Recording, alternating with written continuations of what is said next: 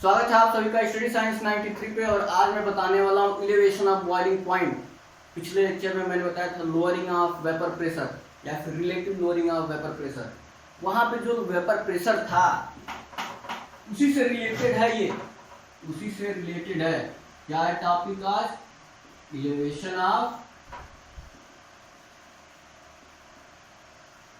Boiling point. अगर जिसने भी लोअरिंग ऑफ वेपर प्रेशर पढ़ा है वो इस कंसेप्ट को आसानी से समझ सकता है। दोनों एक दूसरे के रेसिप्रोकल हैं। कैसे रेसिप्रोकल हैं मैं अभी बता रहा हूँ। हमने पढ़ा है कि वेपर प्रेशर जो होता है वो टेम्परेचर इंक्रीज करने से क्या होता है, वेपर प्रेशर इंक्रीज होता है। किसी भी सोल्यूशन का वेपर प्रेशर, हम टेम्परेचर इंक्रीज कर रहे हैं तो वो इंक्रीज करेगा या घटेगा, डिक्रीज करेगा। वेपर प्रेशर सोचिए, टेम्परेचर बढ़ा रहे हैं, तेजी से वेपर बन रहा है, तेजी से वेपर बन रहा है, ज्यादा मात्रा में वेपर बन रहा है। और जो वेपर बनता है वही जो उस लिक्विड पे प्रेशर लगाते हैं वही वेपर प्रेशर कहलाता है। जब ज्यादा वेपर बनेगा तो ज्यादा प्रेशर लगेगा, टेम्परेचर ज्यादा लगाएंगे वेपर ज्यादा बनेगा, वेपर ज्यादा बनेगा तो लिक्विड पे प्रेशर ज्यादा होगा। तो इससे कह सकते हैं वेपर प्रेशर अधिक होगा लिक्विड पे। तो टेम्परेचर बढ़ाने से वेपर प्रेशर क्या होता है, बढ़ता है। ये तो कंसेप्ट क्लियर है। जब भी टेम्परेचर बढ़ाएंगे वेपर प्रेशर बढ़ेगा। अब इसी तरह से टेम्परेचर हम बढ़ा रहे हैं, टेम्परेचर बढ़ा रहे हैं और वेपर प्रेशर जब किसी भी लिक्विड का, मैं ये बता चुका हूं, फिर से बता रहा हूं। जब टेम्परेचर बढ़ा रहा है और वेपर प्रेशर किसी लिक्विड का वायुमंडलीय दाब एटमॉस्फेरिक प्रेशर के बराबर हो जाए, जब vapour pressure is equal to atmospheric pressure के बराबर हो जाए तो उस पर क्या होता है, कोई भी सोल्यूशन क्या होने लगता है, बॉयल होने लगता है। या फिर कहते हैं जो जिस टेम्परेचर पे ये होता है, जिस भी टेम्परेचर पे होता है उसको क्या बोलते हैं, बॉइलिंग पॉइंट बोलते हैं। जिस टेम्परेचर पे वेपर प्रेशर एटमॉस्फेरिक प्रेशर बराबर हो जाए किसी भी लिक्विड का तो कहेंगे कि ये उस लिक्विड का बॉइलिंग पॉइंट है। बॉइलिंग पॉइंट का मैंने डिफिनेशन बता दिया है पिछले लेक्चर में भी, लेकिन फिर से बता दे रहा हूँ। अब हमें यहाँ पढ़ना क्या है, बॉइलिंग पॉइंट के बारे में, कैसे बॉइलिंग पॉइंट बढ़ता है। और रिलेट हम करेंगे किससे, वेपर प्रेशर से। अब देखते हैं हम लोग कि कोई हम प्योर सॉल्वेंट लेते हैं, कोई प्योर सॉल्वेंट, पिछला वाला लेक्चर है उसी का रिवीजन कर रहा हूँ मैं। वैसे तो बहुत दिन हो गया पढ़ाए हुए, एक हफ्ता हो गया लगभग। पिछला क्लास ज़्यादा दिन पहले चला था क्योंकि थोड़ा कोरोना के चक्कर में आना पड़ा यहाँ, फिर यहाँ पे व्हाइट बोर्ड सेट करना, इधर उधर लाइटिंग प्रॉब्लम, ये सब सॉल्व करते करते एक हफ्ते लग गए हैं। उसके बाद से आज चालू हुआ है लेक्चर। तो वेपर प्रेशर मैं बता रहा था कि कैसे कोरिलेट करेंगे बॉइलिंग पॉइंट से। हम लोग जानते हैं कि प्योर सॉल्वेंट जब लेते हैं, प्योर सॉल्वेंट, उसका वेपर प्रेशर कुछ और रहता है। जब उसमें हम सॉल्यूट डालते हैं, किसी प्योर सॉल्वेंट में जब हम सॉल्यूट डालते हैं, ये मान लीजिए सॉल्वेंट है, इसमें जब हम सॉल्यूट डालते हैं तो होता क्या है, वेपर प्रेशर घट जाएगा या बढ़ जाएगा, इंक्रीज करेगा डिक्रीज करेगा। पहले तो कुछ तो रहता होगा सॉल्वेंट का वेपर प्रेशर, मैं बता चुका हूँ। और जब सॉल्यूट डालते हैं तो होता क्या है, वेपर प्रेशर घट जाता है ना वेपर प्रेशर। अब करेंगे क्या, हम बॉइलिंग पॉइंट की बात कर रहे हैं। अब वेपर प्रेशर जब घट गया किसी लिक्विड का, अब उसको हम बॉइलिंग पॉइंट पे कैसे लेके जाएं, या फिर जब हम उसको बॉइलिंग पॉइंट पे अब लेके जाएंगे तो टेम्परेचर हमको ज्यादा देना पड़ेगा या कम देना पड़ेगा। आप खुद सोचिए, कोई हमारे पास लिक्विड है या प्योर सॉल्वेंट है, उसका बॉइलिंग पॉइंट कुछ होगा अगर हम गर्म करें, और उसमें जब हम कुछ सॉल्यूट डाल दें तो उसका कुछ बॉइलिंग पॉइंट होगा। क्या दोनों में डिफरेंस आएगा? यहीं पे लिख दे रहा हूं मैं, ये है सॉल्वेंट, प्योर सॉल्वेंट है, और ये है सॉल्यूट। वेपर प्रेशर से रिलेट करते हैं, फिर बॉइलिंग पॉइंट से रिलेट करेंगे। पहले वेपर प्रेशर की बात करते हैं। किसी सॉल्वेंट का वेपर प्रेशर ज्यादा होगा, सॉल्वेंट है प्योर सॉल्वेंट, तो उसका वेपर प्रेशर कुछ होगा, मान लेते हैं Vp है, प्योर सॉल्वेंट। जब उसमें सॉल्यूट डाल दिए तो बन क्या गया, सॉल्यूट डालने के बाद बना क्या है, सॉल्यूशन बना है। तो जो सॉल्यूशन बना है उसका वेपर प्रेशर इससे ज्यादा होगा या कम होगा, डालेंगे सॉल्यूट तो कम हो जाएगा, मतलब इसका ज्यादा होगा, इसका क्या होगा Vp कम हो जाएगा, होगा ना कम। कोई भी सॉल्यूट डालते हैं तो कम हो जाता है, मैं बताया हूँ पिछले लेक्चर में, एग्जाम्पल भी बताया हूँ क्यों। अब होगा क्या कि मानते हैं इसका बॉइलिंग पॉइंट कुछ है Tb, इसका Tb बॉइलिंग पॉइंट मान लेते हैं। अब इसका वेपर प्रेशर Vp था तो बॉइलिंग पॉइंट Tb था। अब जब वेपर प्रेशर घट गया, कुछ सॉल्यूट डाले हम, वेपर प्रेशर क्या हुआ, घट गया। जब वेपर प्रेशर घट गया तो क्या बॉइलिंग पॉइंट घटेगा या बढ़ेगा, बॉइलिंग पॉइंट। अब आप खुद सोचिए बॉइलिंग पॉइंट होता क्या है, डिफिनेशन जिसको याद है वो समझ जाएगा क्या होगा। बॉइलिंग पॉइंट वो होता है जिसपे वेपर प्रेशर और एटमॉस्फेरिक प्रेशर बराबर हो। अब इसमें क्या है कि वेपर प्रेशर घट गया है, पहले हमें प्रेशर चाहिए था 1.083 atm के बराबर। इतना अगर प्रेशर होता तो हमारा क्या होता, कोई भी लिक्विड बॉयल करने लगता। लेकिन जब हम ये सॉल्यूट मिलाए तो वेपर प्रेशर इससे कम हो गया, इससे कम हो गया। जब कम हो गया तब इसको बॉयल करने के लिए हमें और ज्यादा टेम्परेचर देना पड़ेगा। पहले तो इतना था तो टेम्परेचर दिए, प्योर सॉल्वेंट था तो यहाँ तक पहुंचा दिए, लेकिन जब सॉल्यूट डाले तो इससे भी कम हो गया वेपर प्रेशर। जब वेपर प्रेशर कम हो गया उसको हमें बढ़ाना पड़ेगा, और बढ़ाना पड़ेगा तो एक्स्ट्रा टेम्परेचर देना पड़ेगा ना एक्स्ट्रा टेम्परेचर। और जब एक्स्ट्रा टेम्परेचर देंगे तो कहेंगे क्या कि बॉइलिंग पॉइंट बढ़ गया। एक्स्ट्रा टेम्परेचर दे रहे हैं तो बॉइलिंग पॉइंट इसका क्या होगा, बढ़ जाएगा। उल्टा है एक दूसरे से, मैंने पहले ही बताया था दोनों एक दूसरे के रेसिप्रोकल है ना। ताप के, अगर ताप के संबंध में देखा जाए, टेम्परेचर के संबंध में, तो यही मैं कंसेप्ट बस समझाना चाहता था कि किसी भी सॉल्वेंट, कोई प्योर सॉल्वेंट है उसमें जब सॉल्यूट डालते हैं तो वेपर प्रेशर घट जाता है, लेकिन बॉइलिंग पॉइंट क्या होता है, वो बढ़ जाता है। और जो बढ़ा हुआ बॉइलिंग पॉइंट है, ध्यान से समझिएगा, जो बढ़ा हुआ, जितना ये डिफरेंस आया, जो बढ़ा हुआ बॉइलिंग पॉइंट है, उसी बढ़े हुए बॉइलिंग पॉइंट को क्या बोलते हैं, इलेवेशन ऑफ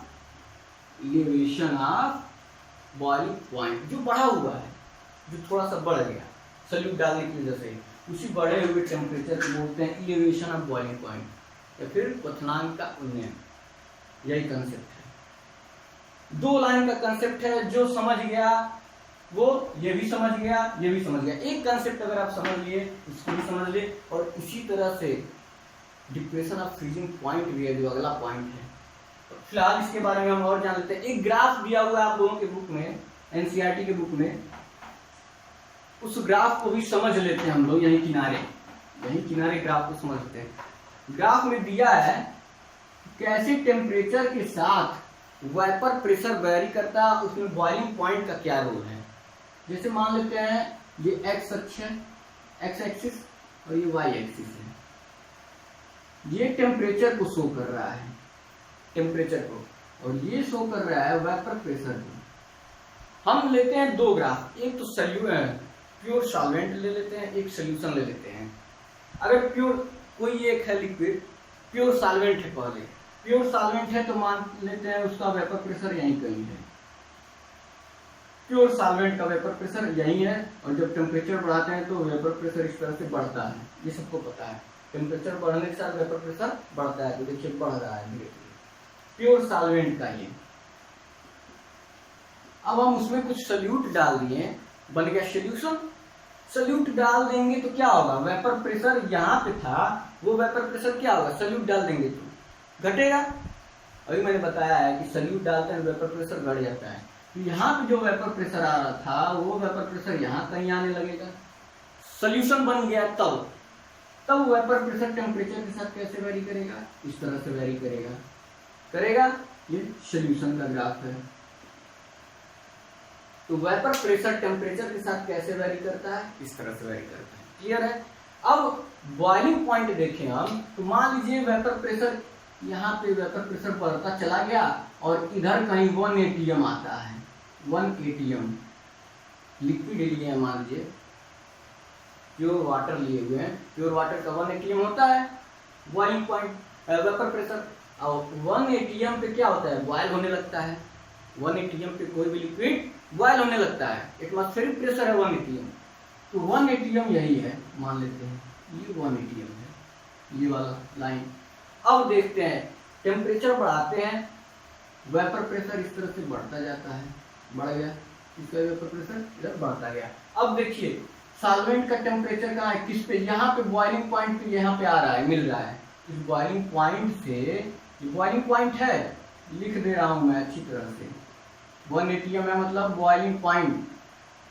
बॉइलिंग पॉइंट पे जो प्योर सॉल्वेंट है इसका ग्राफ यहाँ मिल रहा है, सोल्यूशन का ग्राफ यहाँ मिल रहा है। इसको अगर हम सीधा खींचे तो एक यहाँ पे आएगा और एक यहाँ पे आएगा। मतलब क्या है कि ये क्या है, इस टेम्परेचर पे, यहाँ जो भी टेम्परेचर होगा इस तरह से टेम्परेचर बढ़ाते जाएंगे, यहाँ जिस टेम्परेचर पे, इस टेम्परेचर पे क्या होगा, जो प्योर सॉल्वेंट वो बॉइलिंग पॉइंट पे पहुंच गया। प्योर सॉल्वेंट इस टेम्परेचर पे बॉइलिंग पॉइंट पे पहुंच गया, लेकिन जो सोल्यूशन है उसी का, वो सोल्यूशन इस टेम्परेचर पे बॉइलिंग पॉइंट पे पहुंचा है।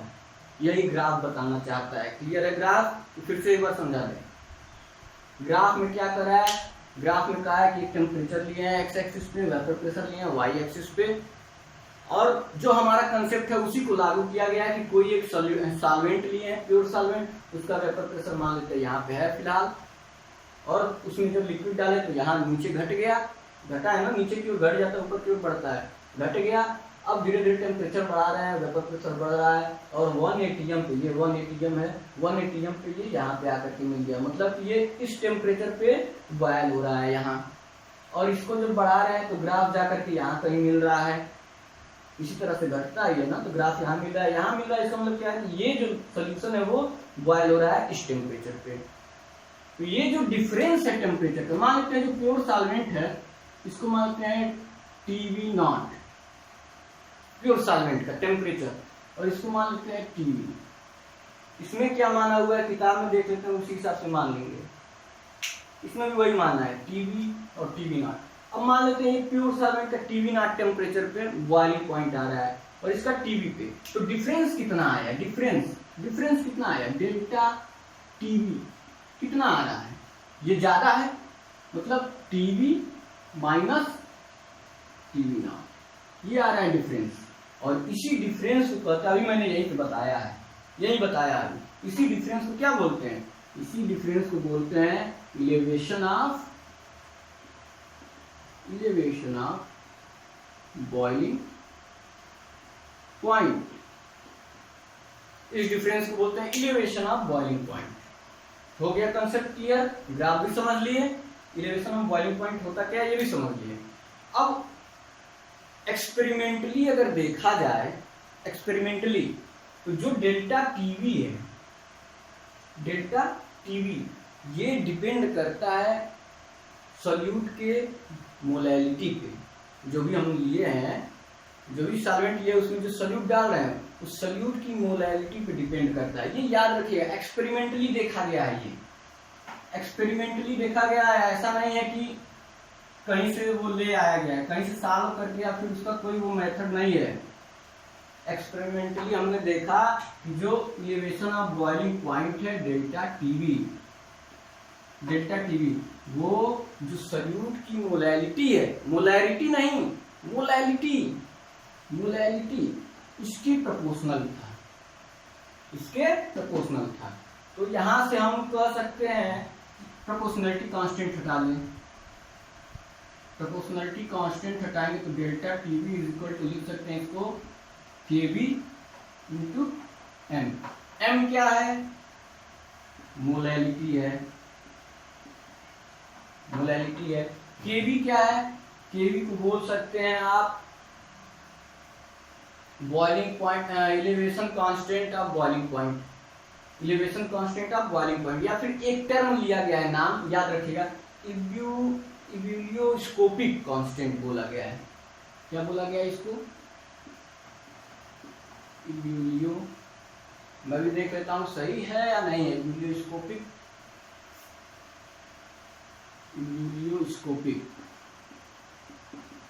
कांस्टेंट इसको बोला जाता है, इब्यूलियोस्कोपिक कांस्टेंट बोला जाता है, इसको याद रखिएगा, केबी को।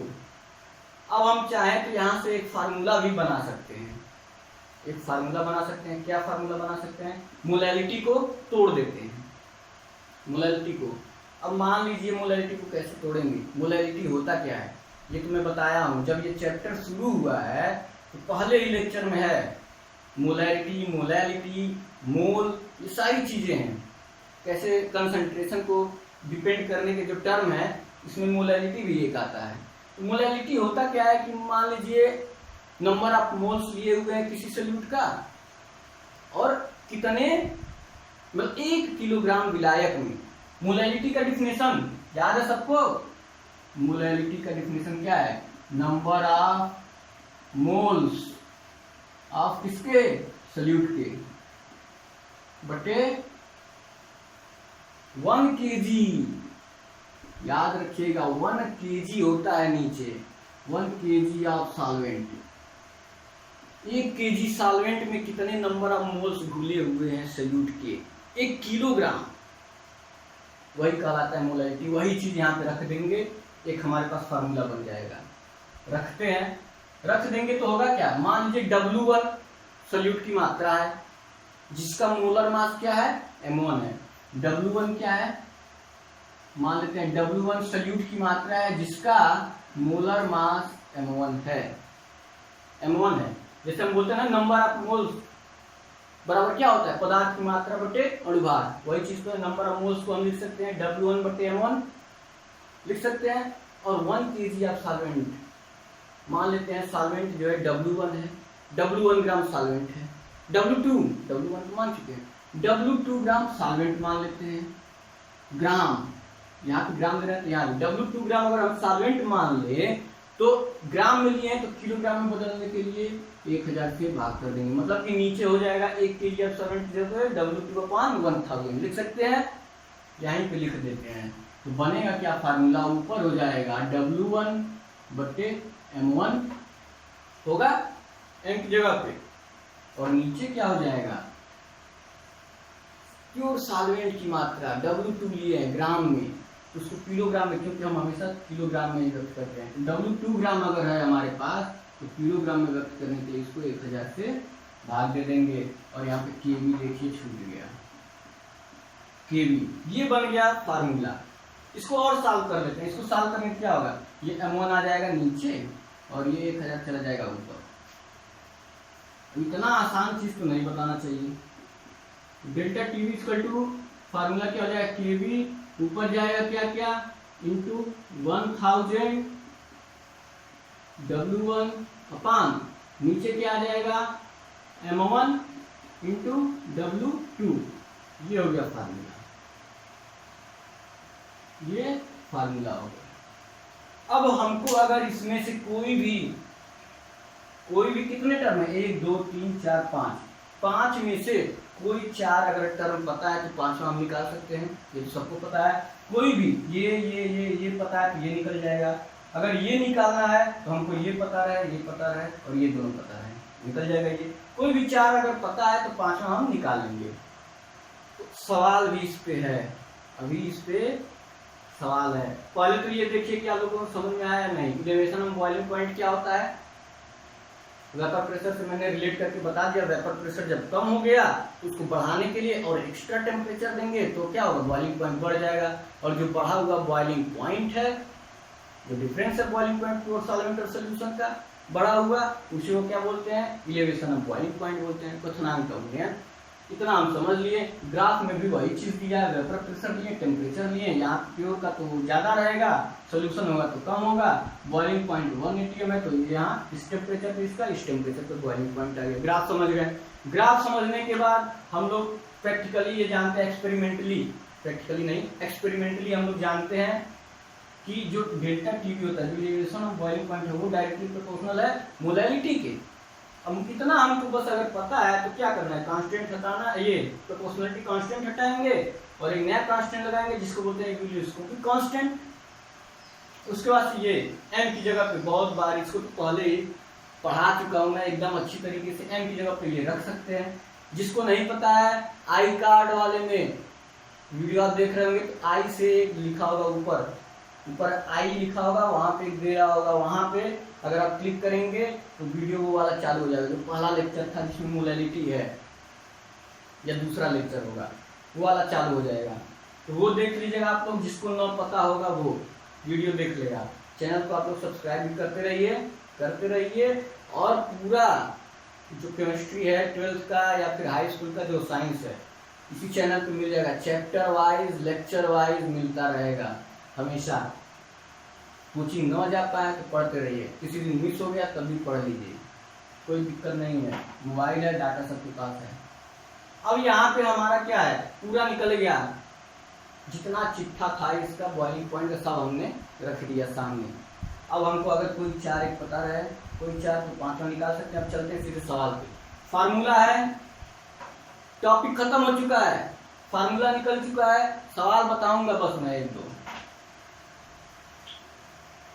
सवाल जो है उसी में यही सवाल होगा। कोई 4 दिया होगा, 5वां नहीं दिया होगा, वही 5वां हमको क्या करना है, निकालना है, बस यही होगा और कुछ तो होगा नहीं।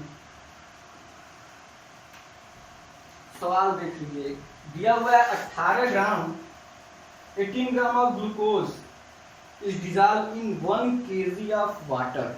टाइम कितना हो गया, कोई नहीं, 1 kg ऑफ वाटर कितना ग्राम दिया गया है, ग्लूकोज C6H12O6 लिया गया है 18 ग्राम।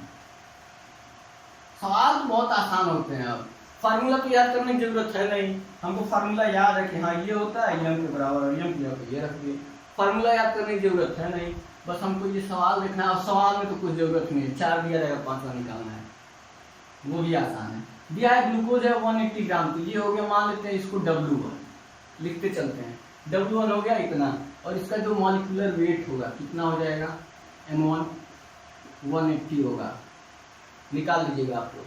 कैसे, 12×72 और 12 फिर उसको ये 16×96 निकाल लेंगे, 180 आएगा। M1 हो गया 180, ये हो गया W1। उसके बाद से कह रहा है कि 1 kg ऑफ वाटर में,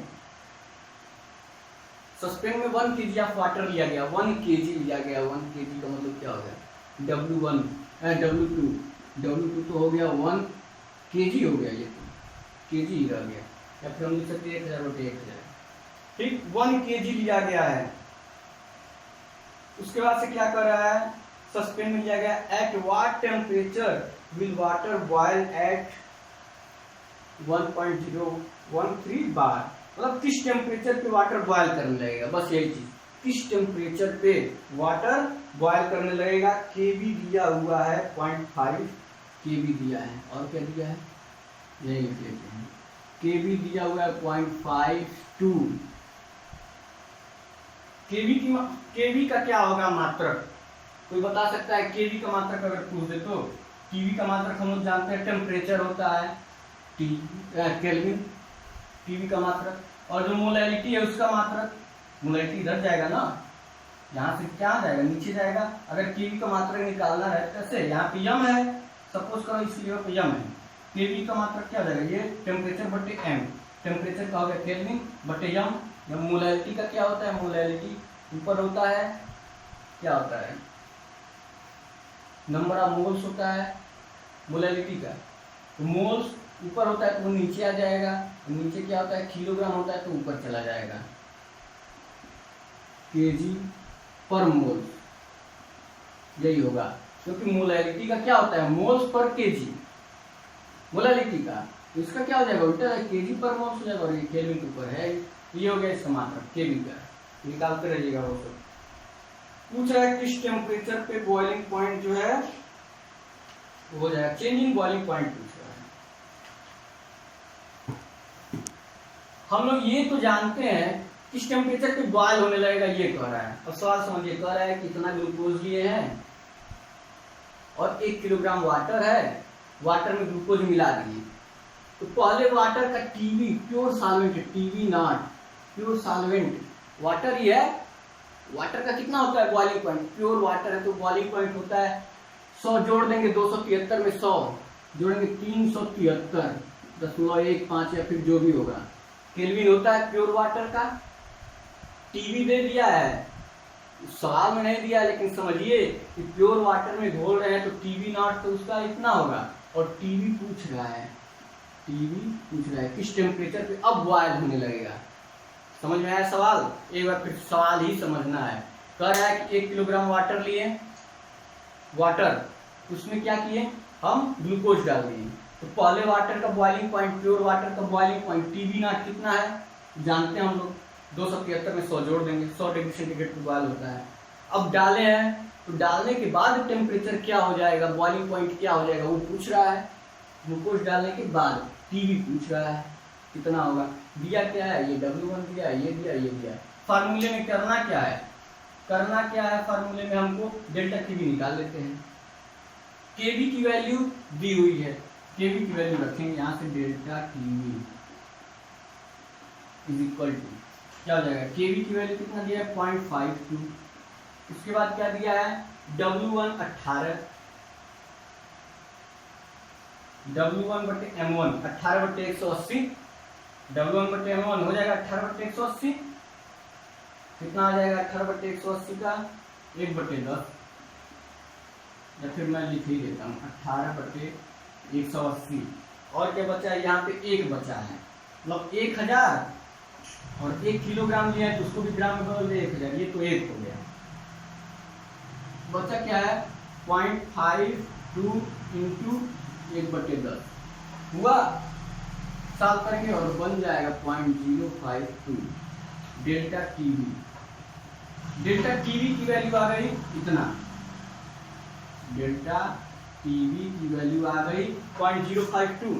क्या किया है हमने, 1 किलोग्राम वाटर लिया था, यहाँ पे 1 किलोग्राम में 1000 ग्राम होता है तो रख दिए 1000 ग्राम, 1000 है तो 1000 रख दिए। यहाँ पे भी W1 की वैल्यू 18 पता था तो रख दिया, M1 की वैल्यू 180 था तो रख दिया, KB की वैल्यू पता था, सब वैल्यू रख दिए, साल किए 0.052 आ गए डेल्टा टीवी की वैल्यू।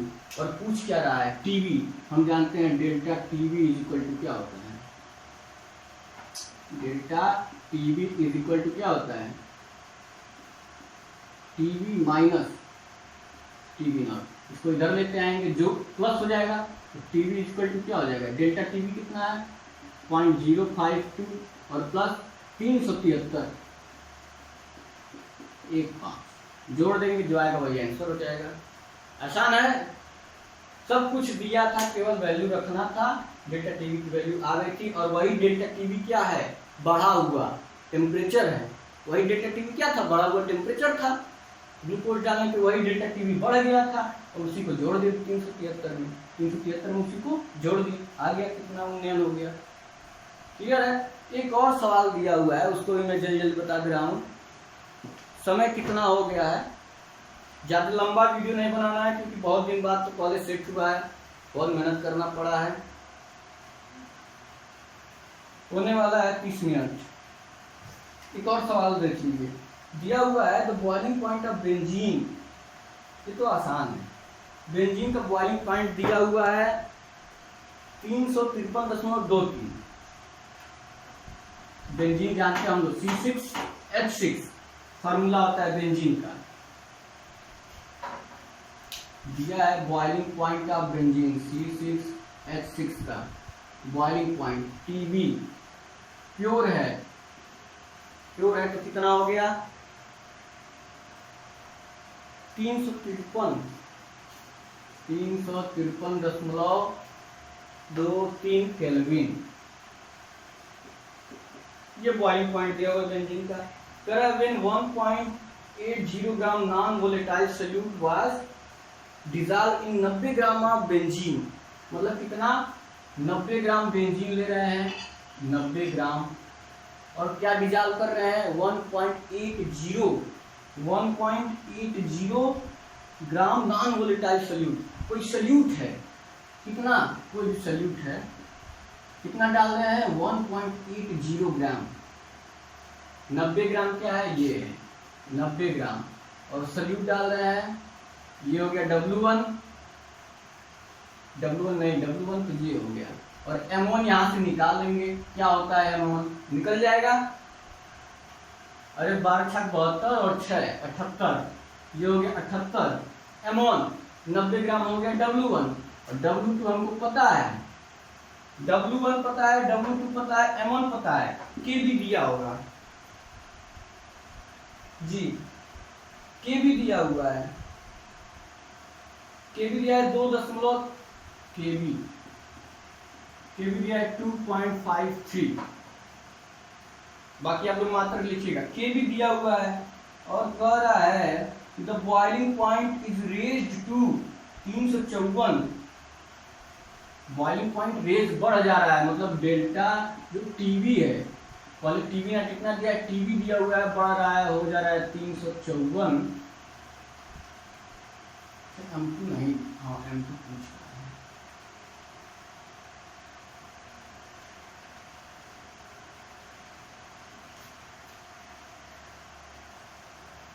फिर से एक बार देखिए, 354 दशमलव कितना दिया है, टीवी, टीवी कहाँ गया, हाँ बढ़ा हुआ है 0.11 केल्विन। ये सवाल में दिया हुआ है। अब मैं बता रहा हूँ क्या क्या दिया है क्या नहीं। कह रहा है कि बेंजीन लिया है, बेंजीन हम लोग लिए हैं, बेंजीन कितना लिए हैं, 90 ग्राम लिए हैं, 90 ग्राम लिए हैं। इसका मतलब क्या है, ये W2 है, सॉल्वेंट है, नीचे बेंजीन जिसको बोलते हैं।